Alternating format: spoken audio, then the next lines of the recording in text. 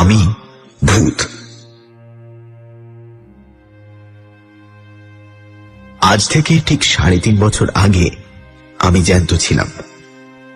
সেই সময় এই দেওঘরের এই বাড়িতেই আগুনে পুড়ে আমার জ্যান্ত অবস্থা শেষ হয়। এই বাড়ির নাম লিলি ভিলা। আমি এখানে এসেছিলাম আমার এক বন্ধুর সঙ্গে ছুটি কাটাতে। একদিন স্টোভে চা করতে গিয়ে স্টোভ ফেটে আমার কাপড়ে আগুন ধরে যায়। আমার মুখেও আগুন লেগেছিল, এইটুকু আমার মনে আছে। তারপর আর কিছু মনে নেই। তারপর থেকে আমি এই বাড়িরই বাসিন্দা হয়ে গেছি। আমার চেহারা এখন কিরকম তা আমি নিজে জানি না, কারণ আয়নায় ভূতের ছায়া পড়ে না। জলেও যে পড়ে না সেটা বাণুজ্যেদের পুকুরে পরখ করে দেখেছি। খুব যে আহামরি চেহারা নয় সেটা বুঝেছি একটা ঘটনা থেকে।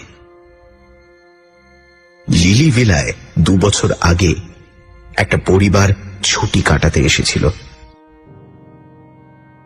সেই পরিবারের কর্তা একদিন আমার মুখোমুখি হয়ে গিয়ে চোখ কপালে তুলে ভিড়মি গিয়েছিলেন। দোষটা আমারই। ভূত দেখা দেবে কি অদৃশ্য থাকবে সেটা ভূতের মর্জির উপরই নির্ভর করে। আমি অদৃশ্য থাকতে চেয়েছিলাম, কিন্তু অন্যমনস্কতার ফলে ভুল করে দেখা দিয়ে ফেলেছিলাম। এই ঘটনার পরে বুঝতে পেরেছিলাম যে আগুনে পুড়ে শরীর আর মুখের যে অবস্থা হয়েছিল, ভূত হয়েও সেই অবস্থাটাই রয়ে গেছে। এই ভিড়মি দেবার ঘটনার পর থেকেই এ বাড়িতে আর কেউ আসে না, কারণ হানা বাড়ি বলে এটার একটা বদনাম রটে গেছে। আমার পক্ষে এটা লোকসান, কারণ বাড়িতে জ্যান্ত লোকজন থাকলে আমার বেশ ভালোই লাগে। না হলে তো সেই একা একা দিন কাটানো। ভূত এ তল্লাটে আরো অনেক আছে, কিন্তু এ বাড়িতে তো নেই, কারণ এখানে আর কেউ কখনো অপঘাতে মরেনি। শহরের অন্য জায়গায় যে ভূত আছে তাদের সকলকে আমার পছন্দ নয়। কয়েকজন তো রীতিমতো মন্দ, যেমন নস্করদা বা ভীম নস্করের ভূত। ওর মতো কুচক্রী ফন্দিবাজ ভূত দুনিয়ায় দুটো হয় না। এই দেওঘরে কিছুদিন আগে লক্ষণ ত্রিপাঠী বলে এক পোস্টমাস্টার ছিলেন। লক্ষণের সঙ্গে সাপে নেউলে সম্পর্ক ছিল স্টেট ব্যাংকের কর্মচারী কান্তি ভাই দুবের। এক সন্ধ্যায় লক্ষণ ত্রিপাঠী পোস্ট অফিস থেকে বাড়ি ফিরছেন। শাহবাবুদের বাড়ি পেরিয়ে মাঠটার কাছে আসতেই ভীম নস্করের ভূত করল কি, ঝপ করে একটা তেঁতুল গাছ থেকে নেমে ত্রিপাঠী মশাইয়ের ঘাটটা মোটকে দিল। তারপর সে কি হই হুল্লোড়! থানা, দারোগা, কোর্ট কাচারি, মামলা, মোকদ্দমা, সবশেষে ফাঁসি পর্যন্ত। কার ফাঁসি? লক্ষণ ত্রিপাঠীর দুশ্মন কান্তি ভাই দুবের। যে খুনটা করল ভীম নস্করের ভূত, ঘটনাচক্রে সেই খুনের জন্য দায়ী হল কান্তি ভাই দুবে। এই উদর বোঝা যে বুধর ঘাড়ে চাপবে সেটা জেনে শুনেই নস্করের ভূত করেছিল কাণ্ডটা। আমি বাধা দিয়ে নস্করদাকে বললাম যে তুমি কাজটা ভালো করনি। ভূত হয়েছ বলেই যে জ্যান্ত মানুষের অপকার করতে হবে এমন তো কোনো কথা নেই। তুমি তোমার রাজ্যে তোমার ধান্দা নিয়ে থাকো, আর জ্যান্তরা থাকুক তাদের ধান্দা নিয়ে। দুই জগতে ঠোকাঠুকি হলেই যত অনার সৃষ্টি। আমি নিজে সজ্ঞানে কোনো জ্যান্ত মানুষের অনিষ্ট করতে চাইনি। বিশেষ করে যেদিন থেকে বুঝেছি যে আমার চেহারাটা মানুষের মনে আতঙ্ক জাগায়, সেদিন থেকে আমি একদম সাবধান। লিলি ভিলার পেছনে আম কাঁঠালের বনের এক পাশে একটা পুরনো ভাঙা মালির ঘর আছে। সেইখানেই আমি পড়ে থাকি বেশিরভাগ সময়টা। অবশ্যই লিলি ভিলা এখন অনেক দিন থেকেই খালি, কিন্তু কাছেই চৌধুরী বাড়ি থেকে ছেলেরা এখানে লুকোচুরি খেলতে আসে। আশ্চর্য, এই ছেলেগুলোর একদম ভূতের ভয় নেই, কিংবা হয়তো ভূত আছে জেনেই তারা এখানে আসে। যাই হোক, সেই সময়টা আমাকে একদম অদৃশ্য থাকতে হয়। বড়রাই যদি আমাকে দেখে ভিড় যায়, তাহলে ছোটদের কি অবস্থা হবে ভাবতো। না, ওসবের মধ্যে আমি নেই। তবে এটাও ঠিক যে ভূতদেরও একা একা লাগে। আমারই একটা গলতির জন্য লিলি ভিলা এখন হানাবাড়ি, তাই এখানে কেউ এসে থাকতে চায় না। আর আমিও জ্যান্ত মানুষের গলার আওয়াজ, তাদের চলাফেরা, কাজকর্ম, হাসি তামাশার শব্দ কিছুই পাই না। তাই মনটা এক এক সময় হু হু করে ওঠে। জ্যান্তরা যদি জানতো যে ভূতেরা তাদের সান্নিধ্য কত পছন্দ করে, তাহলে কি তারা ভূতকে এত ভয় পেত? কখনোই না। কিন্তু লিলি ভিলাতেও শেষ পর্যন্ত লোক এসে হাজির হলো।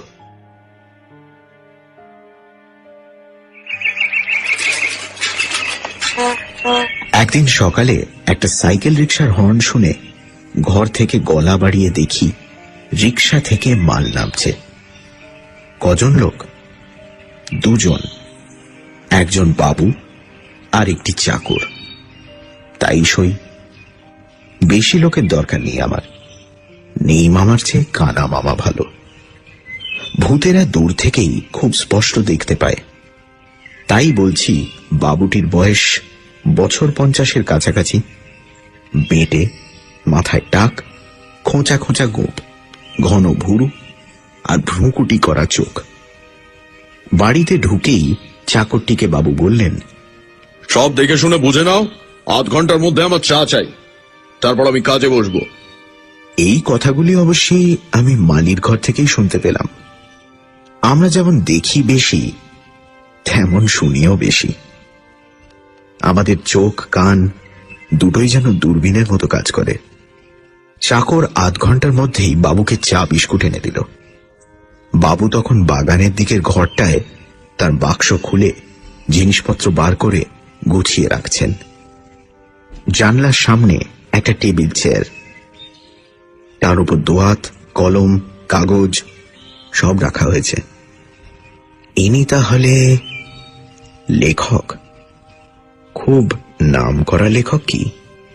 হ্যাঁ, তাই।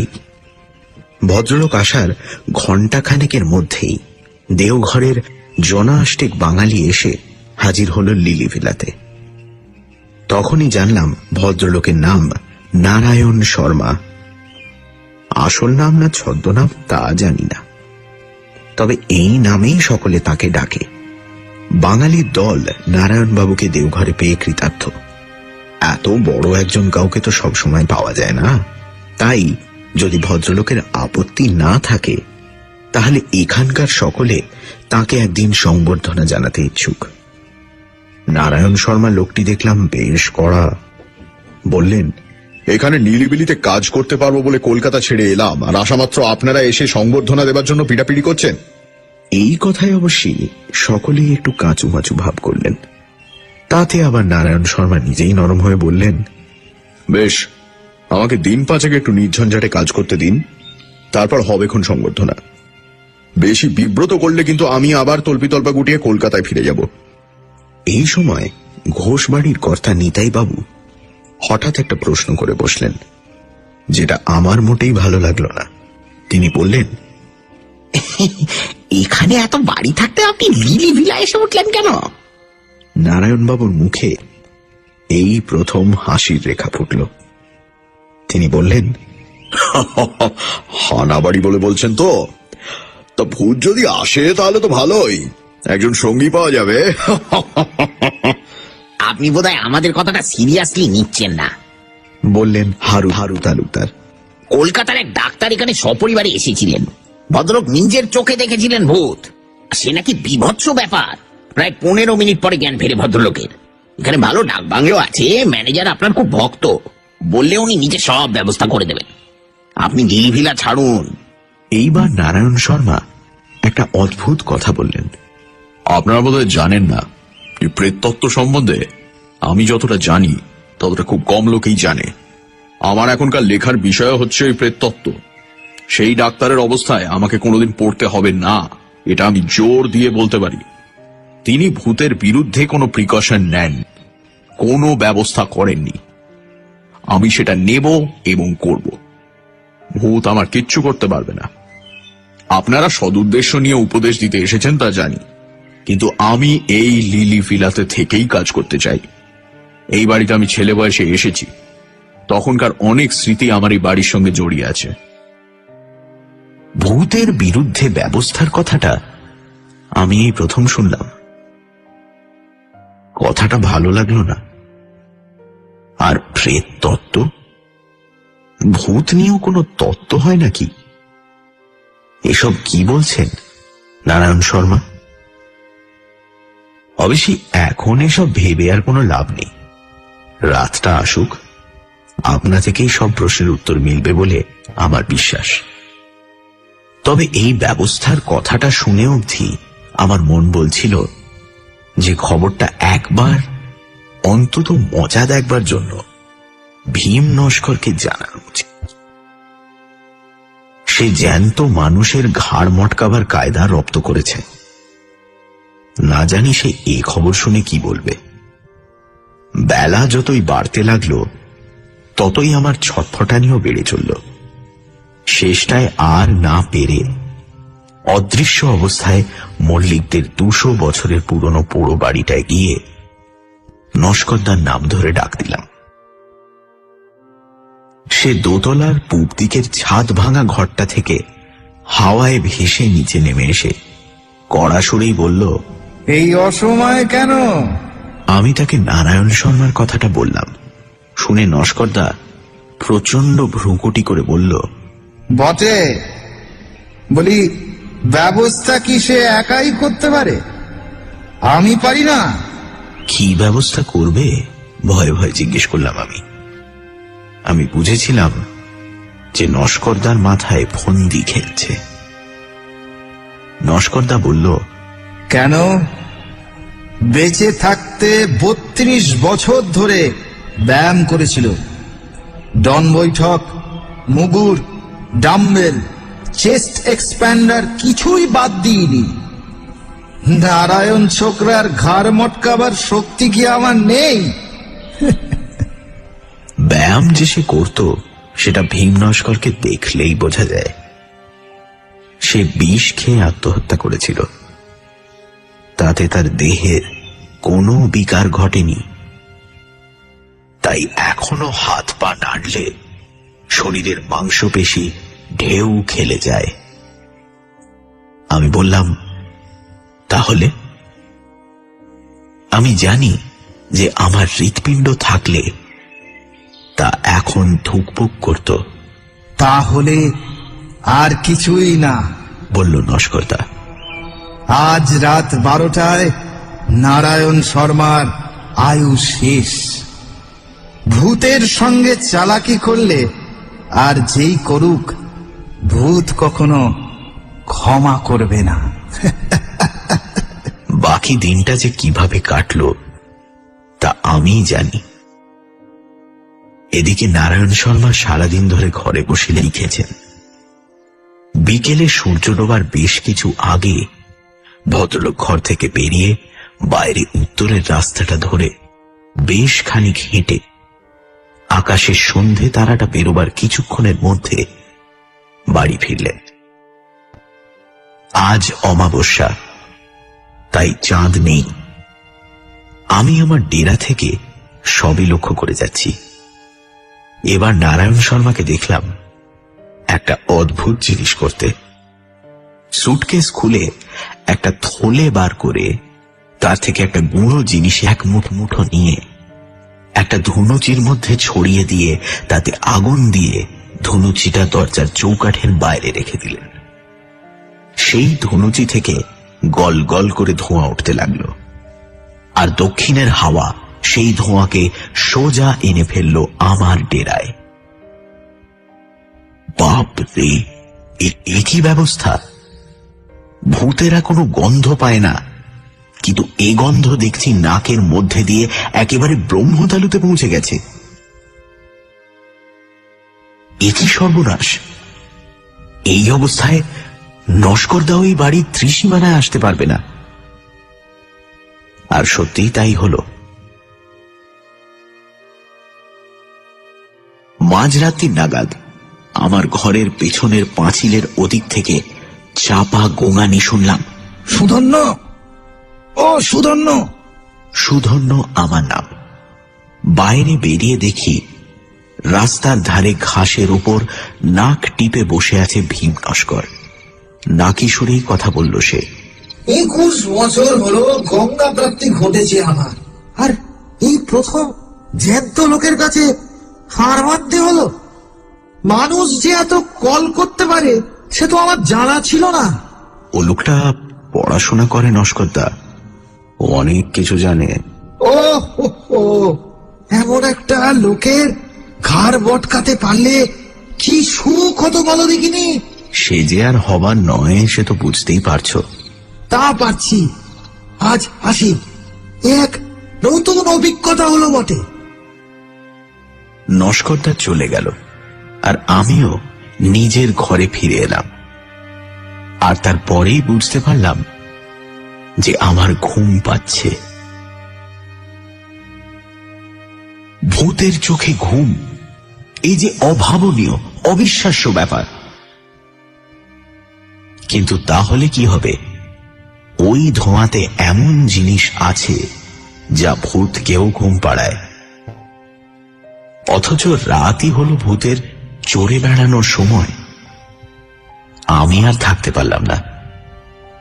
একটা ঝিম ধরা অবস্থায় ঘরের মেঝেতে শুয়ে পড়লাম।